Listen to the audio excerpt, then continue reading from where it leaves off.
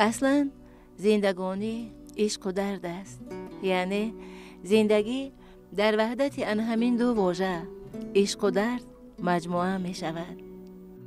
و این فضای بظاهر ساده و آزاده کاری نیست نقش یک زندگی پرشور و شر بود. حکمت‌های نادر نهفته در صفحه‌های دردانه‌های اینجا محفوظ مانده. دستاوردهای ارزنده تبلیغ و تشویق، کارهای ناتمام انتظار انجام، پیک یاد نشان از آن روزگاران خوب و خوش و پرتپیش زندگی است تا هنوز.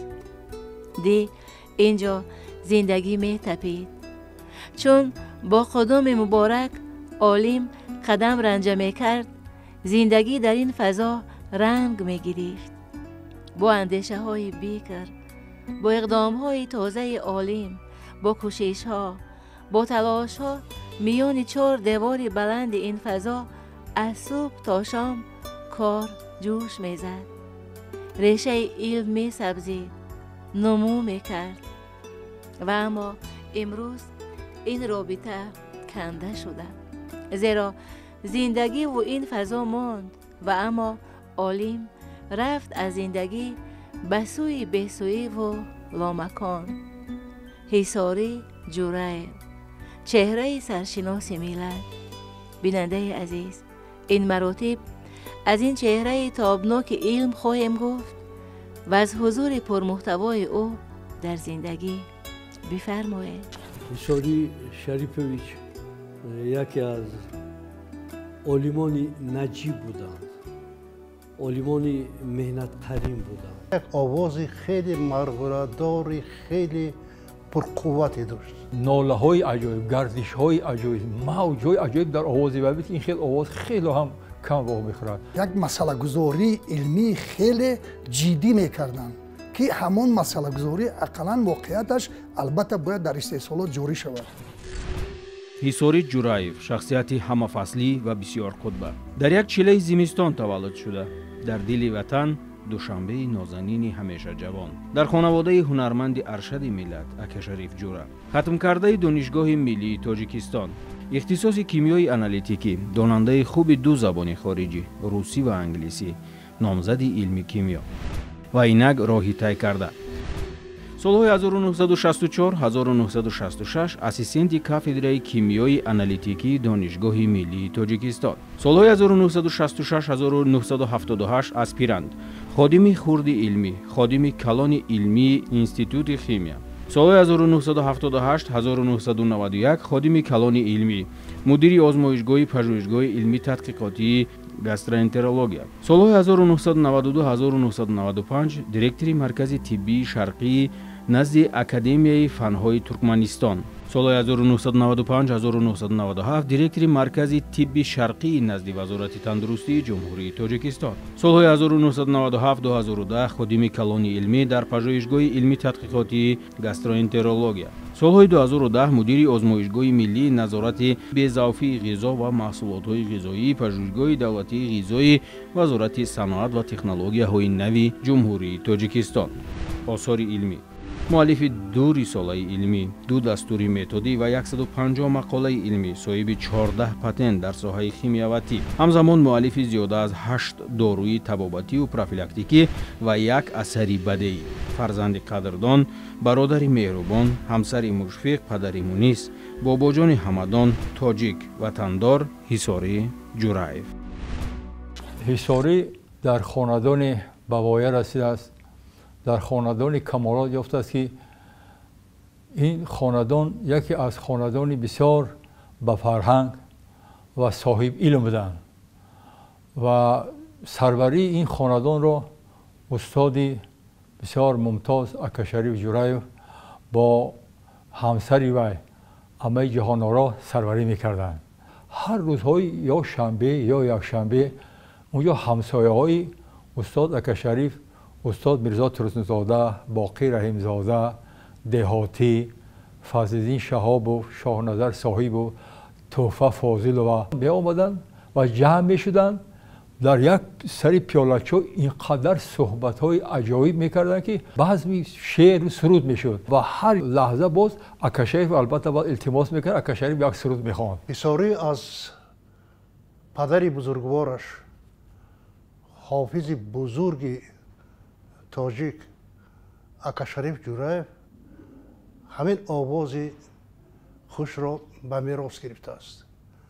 чунон овози марғурадори пурқуввате ки тавре ки мегӯянд то ба 7 маҳалла мерафт вақте ки ҳисорӣ суруд мехонд. سعادتمند بود که از نسبی بلند رویده است و زیاد به ابتدای خود می اندیشید و همزمان احساس می نمود که روح والدان و برادران نیز به او به اعتبار نیست. استعداد جان کندن و زحمت کشیدن را عالم از پدر و برادران نامدار خود آموخت. از ازل با لطف پدر و مادر آبوگیر عالم از صداقت سرشته شد. صداقت به نیاگان، صداقت به زندگی، صداقت به زحمت. و نه همین صداقت بود که حصاری با اولاد افتخار کرد، اما گرد نام ایشان نگشت، بلکه ریشه خود را برآورد همچو سر و به نفوذ اولاد نفوذ فزود. کسب پدر در همه دور و زمان همین خیلی هست که من بسیار استادای ماهر گرفت، البته پسرشون استادای ماهر میشن. خب از خود حافظا گرفت. من خواجه عبدالعزیز پدرش عبدالرسول حافظ بودن، بابا قلقه فیضلوی پسرش احمد بابا قلوف. من اگر از وی گریم آدینه هاشموف، من پسرش رحمت الله. اکای ظفر گریم، پسرش من جاویدان. اکای عبدالله نظریه گریم، پسرش من و اسماعیل. همین خیلی خواهید نخواهید به کسب پدر میروند. همه پسرهای اکاشریف صاحب هنرمند و با چند راه دیگر هم رفتگی هستند. من مثال گیریم پسری کلانی قندیل، نه اینکه عالمی توانا، عالمی ورزیده اتحاد شوروی بودند، بلکه باز در آخر هم رئیس شورای عالی تاجیکستان، چند کار دپوتاتی شورای عالی بودند، رکتوری دانشگاه بودند، دانشگاه آموزگاری. اینقدر مردی دانشمند و به حد ادبیات و تاریخ رو هم خوب می‌دانستند. کسب اساسی اکاشریف رو مقیم گرفته بود و آواز مقیم برابر اکاشریف آواز بهترین بود و وقتی که کنسرواتور در وقت خواندن بعد کسل شدند، لیکن در فستیوال عمومی جهانی جوانان و استودنتان که در شهر مسکو سال 1956 شد مدال طلا گرفته بود. در بازی کارمند ساحه پرتوی بودند. بعد دلاورشاه پسر اخیرانه شد. این پسر دلاورشاه هم رئیس اگراپرومی وی بودن دوشنبه و هم جانشین وزیر کشاورزی. حصاری باشد این بسیار به ساحه علم بسیار عالم توانا بودن، بسیار عالم دوراندیش بودن. با این نگاه کرد باز در هر محفل و در هر یک وی البته صنعت پدر را نگاه می داشتند، لیکن بسیار خاکسار بودن و خودنمایی را بسیار بد می دیدن. با این مردی بزرگ من در ایام جوانی سالهای 84 85 وقتی که در عصر گذشته هنگامی که من اسپیرانتی اینستیتوت گاستروانترولوژی اکادمیای فنها بودم و استاد شادروان یکی از عالمان برجسته ساحه گاستروانترولوژی استاد حمید حسینویچ منصوروف برای آموزش رستنی‌های شفایی تاجیکستان یک شورای کوردیناسیونی در نزد اکادمی فنها بود. در نزد اینستیتوت یک گروه کیمیاشناسان را یعنی جمع آورده بود و رهبری همون گروه کیمیاشناسان حصاری جورایف بودند و از روز اولی با کار آمدنشان الکی معلوم بود که این مرد نجیب صاحب دانش بلندی علمی در ساحه خودش همچون شیمیک ارگانیک یعنی دارای دانشی بلند است و از روزهای اول که من اسپیران بودم و با رستنی‌های شفایی کار میکردم، خصوصا با روغن‌های عطری که در زبان روسی افیرنی مسئله میگویند کار میکردم. حساری شریپوویچ در این سمت با هم با روغن‌های عطری هم با رستنی‌های شفایی یعنی ترکیب کیمیایی آنها را در همبستگی با شاگردانش و همکسبانش از جمله با منصور قربانوف یعنی در این سمت کارهای زیادی انجام دادند. اینا یک شخصی بودند که در حقیقتا علمی کیمیا را در سطح بسیار بلند میدونستند و همون ساحه‌ای که آنها کار میکردن این خیمیای انالیتیکی بود. خیمیای انالیتیکی این برای تشخیص تمام الیمنت هایی که وجود دارند در همان زمان ضروریت خیلی کلان داشت و آن سالهایی که آنها تمام کرده بودند آن سالها غیر از آن که در آن دوره ها خیمیا یک رول کلان رو در جمعیت میبازید. برای همین شخصا برای تاجیکستان که زیاده از 93% کوه ها هستند و ترکیب بسیار مینرال ها رو معین کردن ضرور بود. این ساحه بسیار ساحه پیشقدم در همان زمانه به حساب می رفت. بنابراین بعد ختم کردن و یا به انستیتوت خیمیای غیر ارگانیکی عمومی به نام کورناکوف شهر مسکو به اسپرانتورا داخل شده بودند و در همان سالها در همین ساحه با موفقیت در مدت همان وقت ضروری کارشون را جنبست کرده با گشته به جمهوری تاجیکستان برگشته آمدگی بودند. در یک مرحله فعالیت علمیش او با اکستراسنسوریکا تلپاتیا و عموما طب مردمیش یعنی حواس پیدا کرد. در این خصوص تحقیقات های زیادی کرده است. خصوصا برای از گیاه های شفایی داروارها می ساخت. گرچه خودش طبیب نبود لیکن یک بومبر ادبیات زیادی به این مسئله خوانده آزمار کرده و در این باره چندین کتاب ها چندین مقاله ها نوشت. آخر یک طبیب حاذق شده بودند. بسیار کسایی هم طبابت میکردن. حتی چند وقت ما بعضی اگر یکی آگاه میشد نزدش میرفتیم. بسیار کسایی هم خیلی دائم دارو تیار میکرد و دیگر شخصا را هم با طبابت میکرد و مردی بود که همه وقت در مسئله آینده رسپوبلیکا درباره بهبودی رسپوبلیکا بسیار فکرهای عجایب میکرد و بسیار دوراندیش بود. تا وقتی که بود زندگی سرمحصول و گوناگون پهلوی داشت حساری جورایف در جامعه. طبیب حاذق بود وقت مراجعت دردمندان. عالم پرکار همدان را میماند در جواب سؤالهای به جواب شاگردان و هنرمند خوش سلیقه و آزاده و بلبل آوای بود در حلقه دوستان و راغبان صوت و نوا. ایام دانشجویی با غرور جوانی با نام پدر می فخرید و بسان قبلگاه لب به ترانه وامنمود و حافظ و عاشق زمزمه پرداز اعتراف شده بود در یک دم. و اما وقت نخستین پژوهش‌هایش را چون رسالتنامه ضیایی به امروزیان باز نمود همزمان ایزد دید. وقت اسرار نهفته گل و گیاه دشت و دمن وطن را درک نمود و یک اندازه گره پوشای این اسرار گردید محترم شد. مرهمبر داغ و درد اعتراف گردید و عالم شایسته زحمت کشید در این سه جبهه. پیوسته آموخت و اندوخت زهر دانشه و انا همین عشق بی اندازه به علم و به زحمت و به صنعت او را محبوبیت داد. تمام دستاوردهای عالم را تپش سبز زندگی بخشید. می توانستند که در تمام ساحه ها صحبت کنند. این یک بود و یک خصوصیت خاصی و یا همین بود که و در جمعیتی که وی می شدند در خود سمینارهای علمی حتما سوال ها می دادند. برای چی شما این کار کردید؟ سببش چی؟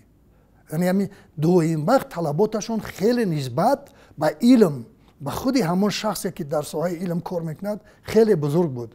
چون که باید طلب میکردن که حتما باید علم خسک نباشد، بالای آب نباشد و مثل گوهر باید در تگ آب باشد. این سخنان وی بدن، چون که باید بسیار من همراه وی چند کارها انجام رساندم و یکمی شخصی بود که وی میخواستن که اصولهای فیزیکوی رو در خیمیا و در ساحه طب استفاده برن.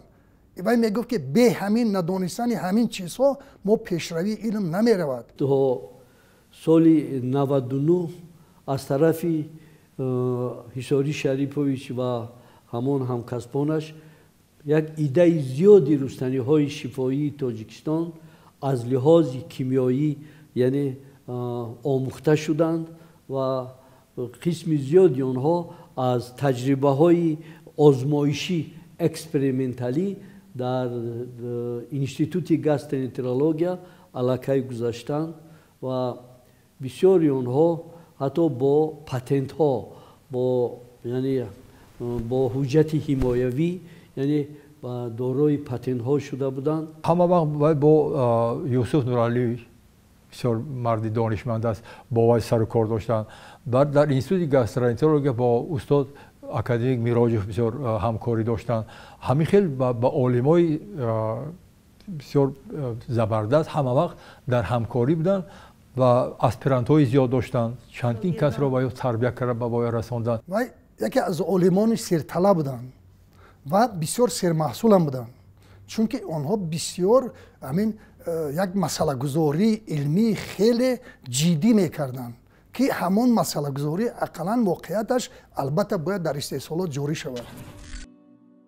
خیمیای فتوریدهای الیمنت های نادر نام داشت موضوع رساله نامزدی عالم حصاری جورایو و در این موضوع ها حصاری جورایو 27 مقاله علمی چاپ نموده است که واقعا این کار آسان هم نبود و هنر هر کس هم نیست. تا هنوز سال 68 با اسپرانتورا داخل شد و بعد یک سال من هم با اسپرانتورا داخل شد، با مسکو رفتیم و در خوابگاه دیمیتری اولانوف بودن و من در مالای برونه. در شهر مسکو وقتی که حصاری در اسپرانتورا تحصیل میکرد، تمام تاجیکای مسکو گویا، اونایی که در مکتب‌های عالی مسکو تحصیل میکردن، اونایی که در اسپرانتورا تحصیل میکردن، هر هفته یا 2 هفته بار حتما برای شنیدن آواز خوشی حصاری، برای شنیدن حظ و ظرافت‌های او جمع می‌شدند. یک بچه از گروه داغستانی‌ها حمایه کرد. رفتیم اونجا یک گروه یک طرف شدیم، اونجا در برابری که درباره علم و معرفت سخن رفت درباره بعد کم کم مردم هم سرود خواندن. اونجا هم گروه داغستانی‌ها بودن هم آذری‌ها بودن و با موسیقی‌های بسیار وای داشتن، البته کلارنت و هر موسیقی وای داشتن. اکنون با حصاری برده یک رباب، هیچ چیز دیگر نه.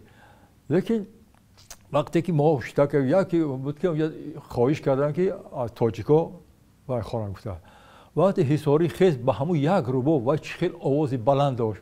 آوازی بلند عجایبی که در بود که باز ناله های عجایب، گردش های عجایب، موج های عجایب در آوازی بود که این خیلی آواز خیلی هم کم واه میخورد. وقتی که وای همین برآمده خواند، یک صدای بلبل من در آدم خواند اولو، بعد دیگه بار همون پگورنیم در آگم وای سرودی که رشید بی بود و همین تمامی همون مردمی کافکاز باور کنه یک آواز چشی در روی آماده قریب باید برداشتن با خواهش کردن 2 بار همون سرود اثر خواند. اینقدر آوازی عجایب داشت. در روز حمایه قبلی رساله علمیش در مسکو که در یک تالار اکادمی علوم برگزار میشد، یکی حصاری پیدا می شود بیاید در دستش رباب در روز حمایه رساله خودش. همه تعجب میکنن که این رباب چرا آورده است. بعد وقتی که او را دعوت میکنند برای معروضه کردن، و از رئیس شورای علمی و رئیس شورای علمی میگوید که اگر اجازت باشد من رساله خودم را با سرود خوانده میدیم. و همون رئیس شورا که این حظ و ظرافت های حصاری را میدانست و گفت است که باشد. با سرود میخوند، با سرود خواند. در حقیقت او با رباب این اصلاحات پرپیچ و تاب و پر خیلی مشکل و مرکبی علمی را با آهنگ در آورده با آهنگ در آورده. اما رساله چی میگن؟ پرزاشیتا میگن با روسی، یعنی حمایه قبلی با آهنگ در آورده میخواند که این در تاریخ علم چنین واقعیت در دنیا چنین واقعیت روی نداده است که این علم خیمیا کجا، این سرودها کجا، رباب کجا. خلاص علم خیلی شده و این واقعا در بین آدم ها بسیار معروف و مشهور شده بود. در آموزش خصوصیات شفایی رستنی ها، کارکردی موادهای فعال بیولوژی، در آموزش مواد بیایاد، یعنی این موادی که امروز در استحصالات جاری شده است، در همکاری با فیرمای شفقت پژوهشگاه دولتی غذا، یکی از مؤلفان حصاری جورایف بودند و چندین داروهای دیگر در ساحه بیماری‌های جگر، در باره ساحه بیماری‌های معده از طرف آن کسا یعنی کارکرد شده، اختراع شدند، صاحب پتنت شدند. یکی از سبب‌های سلامتی انسان هم این چی است؟ غذا هست. و به این ساحه هم مدیر آزمایشگاه بودن در این ساحه و بسیارتر کوشش میکردن که بسیار علف‌هایی که در تاجیکستان میرویند، همین رستنی هایی که داروواری میگویند، از حساب همین ها بعضی چیزهای پیدا شود که بعضی داروهایی که آنها به سلامتی انسان بسیار تاثیر رسانند. و یکی موفقیت های و یا همین بود که و یا میگفتند که اگر کسالی که در تاجیکستان پیدا شود و یا فقط علف تاجیکستان میتواند که برطرف کند، چون که همه این با محیط همینجا مطابق کرده شدگی است، هم ارگانیسم انسان هم اون علف‌هایی که در تاجیکستان میرویند. این بسیار یک فکر بسیار دوراندیشانه خود حصاری شریف وجود دارد. وقتی فعالیت به حیث دیرکتوری مرکزی طب شرقی نزد وزارت تندرستی جمهوری، حصاری جورایف با کوشش و با طلب و پرخاش، با پرکاری و با آزادکاری نمونه بود در نظر همپیشه ها و شاگردان.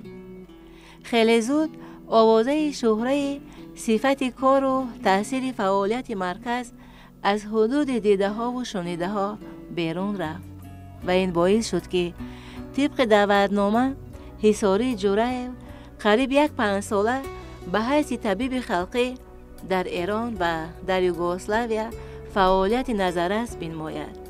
همچنان مدت در آخرهای عصر گذشته دیرکتوری مرکزی طب شرقی نزد اکادمی فنهای جمهوری ترکمنستان را نیز به عهده بگیرد و عالم هر جا رفت با سربلندی رفت، هر جا که بود از وطن گفت، با وقار گفت و باز با عزت و اکرام برگشت به سوی خاک و خاکدان، به سوی وطن گلبدامن. زیاده از 6 کتاب ها نویسند در همین ساحه، در ساحه رستنی های شفا بخش و همراهی مؤلفان البته، و زیاده قریب که از 250 تا مقاله های علمی دارند در این ساحه که این بسیار یک پیشروی کردن آنها و یا میتوانستند با یک چخیل گویم یک شخصی بودن که آنها همه وقت کوشش میکردن که همین چیز علم را تیز در عملیات جاری شود، چون که اگر علمی که در عملیات جاری نمیشود و هم تو میستد این رو اینقدر و یا دقت نمیدادن و همه وقت کوشش میکردن که باید که هر یک کاری که ما میکنیم باید یک عملش باید باشد، تطبیق باشد. من این یکی از سبب‌هایی بود که بسیار تا روزی که در حیات بودن، 1 سال شادروان در نزد ما نیست، تا روزی که بودن و یا هر روز و میتوانست که یک ایده های نو، یک چیزهای نو را آفرد. آدما میگویند که چقدر وقت لازم است که عالم به نقطه بلندی عالمی رسد. اون وقت محدود ندارد. عالم هنگامی که صاحب عنوانی علمی، عملی، واقعی، حقیقی اگر شد و من فکر میکنم که وقت برای او کم است. در شورای علمی یک جایه اینستیتوت گاستروانترولوژی اکادمی فنهای جمهوری تاجیکستان و اینستیتوت خیمیایی اکادمی فنهای جمهوری تاجیکستان حصاری جورایو حمایه پیشکی رساله دکتریش را در موضوع حالت استوار فیزیکی، خیمیایی تلخه و مکانیزم‌های نااستوارشوی آن با موفقیت انجام داد. ولی متاسفانه از سبب بیماری حمایه اساسی این رساله برگزار نگردید. رساله دکتریش رو من با چشم خود دیدم، خواندم، با او بعضا تحریرها میکردم. او با اتمام رساند، اما وقت و بعضا ناکام ها دست ندادند که او حمایه کند. اینش من راست میگم. او دکتر بود، او دکتر علم کیمیا بود به عنوان، برای آنکه رساله تیار نوشته شده بود، اما بعضی چیها پیدا شدند، بریرها که راه گرفتند و او به این مقصد نرسید و این راستی کمی غم میخورد. اما من فکر میکنم که حصاری جورایف پروفسوری ساحه خود بود و باید که به این عنوان او سزاوار میشد. حاضر یکی از ساحه‌های پیشرفت قدمترین حاضر علم این ساحه نانو تکنولوژی و نانو موادها می باشد و در این مسئله هم بسیار عجایب فکرها داشتند و یا میگفتند که آیا در کدام حالت تاثیری همین نانوذرات ها میرساند، که یکی از مثال هایی که همون سالها میگفتن این همین واکسینه که یا اینکه من این ویروسی که حاضر پیدا شد که این میتواند چیزی که اگر اندازه و بسیار خرد باشد و در وقتی که به داخل انسان میدراید و چیزی خرد باید از وقت چیزی خردتر باشد که از اون درون راند. برای همین ایده و یعنی غایه هایی که فکرهایی که میکردن بسیار چیزهای عجایب و میدانستن فکرشان دومی وقت همین اظهار میکردن. ما باوری کامل دارم که آن کارهایی کرده او شاگردان او کاری او را دوام میدهند و کدام یکی از آنها انشالله با عنوان دکتری میرسد و افراه این عالمی بزرگ، این مردی نجیب و حقیقت جوی و مهنت قرین را شاد بگرداند. شاگردان خوب دارد و میتوانند که همین کارهایی که وی کردن حتما اینها برای که وی راه را کشود، راه را نشان داد و راهی کشوده به اینها باید اگر با موفقیت کار کنند بسیار کارهای علمی را در این ساحه به انجام رساندن ممکن است. چون که در ساحه علف ها بسیار میگویند لیکن همون علف چگونه کارکرد کردن، یعنی تکنولوژی کارکرد همون داروها ولکه وجود معین نیست و باید هر یک علف کی وقت جمع‌آوری کردن در کار. در این مثلا بسیار گپ می‌زدن کدام وقت باید جمع‌آوری کردن در کار، کدام وقت باید خوش کردن در کار، خیلی خوش کردن در کار و چگونه از باید دارو تیار کردن ممکن است و خودشان همین چیزا میکردن و این را برده بود میسنجیدن در لابراتوری مخصوص در حیوان‌ها و بعد خودشان خلاصه برآوری میکردن. چون که محیط انسان هر خیله هست، هر یک انسان محیط داخلی و هر خیله است، برای همین چگونه تاثیر میرساند این چیز هم به نظر میگرفتن.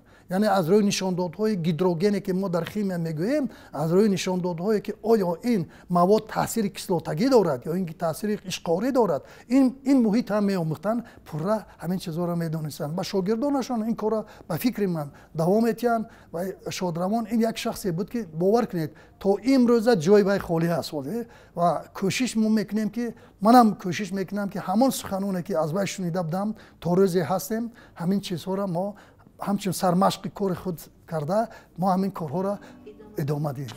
حصاری جورایو در مجله‌های علمی جمهوریوی و بین المللی، اینچنین در انجمن‌های علمی و سیمپوزیوم‌ها و کنگرس‌های بین المللی و جمهوری مقاله‌های زیادی علمی طول سال‌های زیاد به تب رسانیده و برآمدهای زیادی پرمحتوای نیز بینموده است. شاگردان زیاد رساله‌های نامزدی خود را با موفقیت حمایه نموده زیر راهبری و مصلحت‌های خردمندانه استاد برومند خود در جاده علم فعالیت نظررس نیز نمودند و امروز با نام استاد افتخار دارند. و یا سالهای پیش از وفاتشون یک تا کاتالوگی همون علف‌هایی که دوربوری که و یا بسیار در تاجیکستان هستند و آنها ضرور هستند که همین امروز در اساس همانها ما میتوانیم من چگونه از بس که و یا بار دیگر هم تکرار شود در ساحه خیمیای آنالیتیکی کار میکردن و پورا میدانست و میدانست که ترکیبشون چی است، ساختارشون چی است و اهمیتشون چی است. من این چیزا میدونست. برای همین یک کاتالوگی رنگه کردن از این علف ها و اصول های استفاده بری آنها حاصل کردن یه داروباری حسابی و من همین چیزها را به انجام رساندن. این همه از حساب مهنت و زحمت خودش کردن همین چیزها و این چیز را به چند وزارت هم پیشنهاد کردن. به اکادمی علمی ملی جمهوری تاجیکستان پیشنهاد کرده بودند که ما اگر از روی همین علف ها من همین کارا را به انجام رسانیم در این ساحه ما یکی در جهان میتونیم که پیشرفته باشیم، چون که این علف ها فقط در تاجیکستان میرن در دیگر جا وجود ندارن. حاضر عملی کرده ایستادن. من دیروز حسابات اکادمی علم ها بودن، خودی پرزیدنت اکادمی فرهاد رحیمی هم این را قید کردن که حتما در اساس علف هایی که هستند، علف هایی که در تاجیکستان خودروی هستند و ما توانیم که آنها را کاریدن در زمین ها کاریم که از حساب من همین علف ها توانیم که داروهای پیدا کنیم که در جهان وجود ندارند و این برای سلامتی انسان همه ما از بس که عالم هستیم پیش از همه برای انسان سلامتی ضرور است. سلامتی نباشد یگان کار نمیشد. برای همین کوشش میکردن که در اساس همین علف های داروباری که در تاجیکستان هستن یگان و کردن یک چند داروها هم تیار کرده بودن با همراه شاگردانشون تیار کرده بودن که همین را با پورتر و سیتر در تاجیکستان همین چیزها را جاری نمایند. سرود به هر حال در زندگی حصاری جورایف موقعی خاصی داشت. در معرکه ها، در توی ها، بزم ها او سرودخوانیش را از یک ربایی شروع میکرد. ما میگذاریم و این جهان میماند، این عالم پیر بی امان میماند. هر کار نکو که در حیاتت کردی در دفتر اعمال تو آن میماند. چون یک جاذبه داشت که وقتی که او سرود میخواند تمام اهل نشست، تمام مهمانا و او هم آواز میشدند. میگفت که آرزو دارم که یک کتاب درباره فیتوتراپی بیماری های گرده به اتمام رسانم و این کتاب را به اتمام رساند. این کتاب بچه ها برآمد، در حقیقت به این آرزوشان رسید و میخواهم که شاگرد تیار کنم.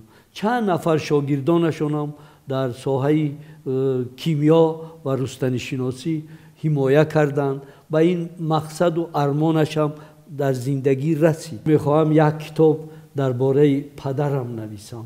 اینم آرزوی بسیار صادقانه او بود و راست دیگه من بعضا دو کس میشیشتیم، اونا با صدا میگفتند، با هم گفته های او را تحریر میکردیم و او کتاب هم به مقصد رسید، به چاپ رفت. من درباره حیات و فعالیت ایجادکار و سازنده متد اکاشریف جورایف، من همین کتاب را خود حصاری با کردم. در این صورت ببینید خود اکاشریف با مقیم وقتی خواندنشان که این کتاب بسیار کتاب عجیب و در اینجا هم فعالیت عائله خودشون هم فعالیت اکاشریف را با واخری های اکاشریف را بسیار لحظه های عجیب در این کتاب آورده شده است که همین خود حصاری رئیسان دادن و باز بسیار نقشه های عجیب داشت.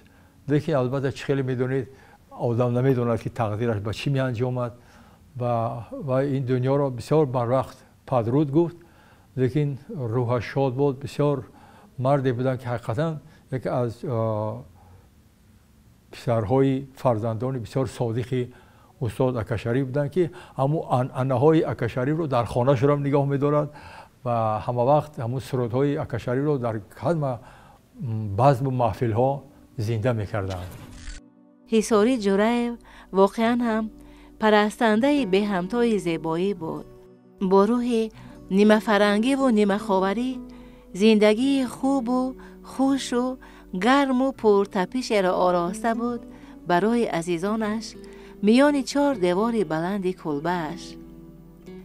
به اهل بیت، به عزیز دل، به رفیق شفیق، یار قدیم و ازلیش، به مادر فرزندهاش، به شاه پسر یگانه، به گل دختران نازدانه، به نبیره های مغز دانه احترام و محبت آسمانی داشت.